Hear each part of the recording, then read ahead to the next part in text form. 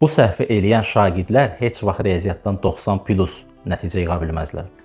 Və ən pisi də odur ki, şagirdlərin 80% bunu eləyir. Bəzən şagirdlər deyir ki, müəllim çox oxuyuram, amma nəticə məni qane eləmir və ya kifayət qədər azdır.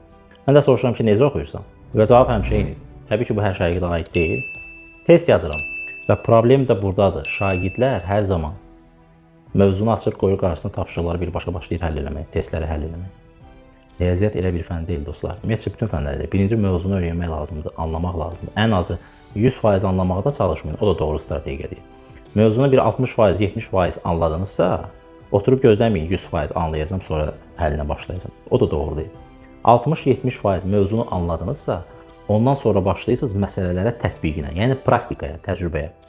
Və həmin o praktika zamanı yerdə qalan 30-40%-i də tamamilə anlayacaqsınız və mövzu sizdə möhkəmlənəcək, beyninizdə tam oturacaq.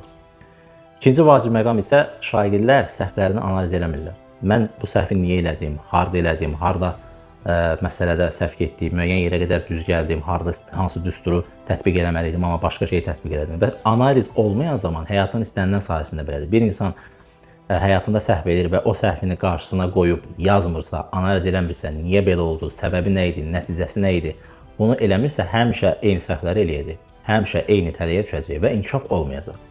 Bir səhvinizi analiz eləyib səbəbini və nəticəsini doğru müəyyənləşdirmək 50 dənə, 100 dənə misalı şuursuzca belə deyə sadəcə düsturu yerinə qoyub tətbiq eləməkdən və ya da ki, bəxtiniz gətirdi, doğru çıxdı.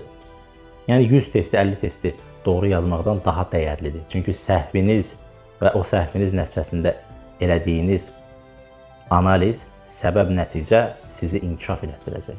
Əgər imtahanlarda maksimum nəticə əldə etmək istəyirsənsə, xüsusən potensialı yüksək olub, 90 plus olub, 100 olub, amma daha aşağı nəticə əldə edən şagirdlər mütləq mövzunu 60-70% öyrənin, anlayın, sonra praktikaya keçin, elədiyiniz hər səhvi analiz eləyin, niyə səhv elədiyinizi tapın və eyni tip sualdan yenidən həll eləyin, məşq eləyin. Və son olaraq bunu da əlavə eləyim ki, bir mövzudan bezənə qədər o mövzunu, o testi, o tip sualları həll eləsəniz, o mövzunu mükəmməl öyrənmiş olacaqsınız.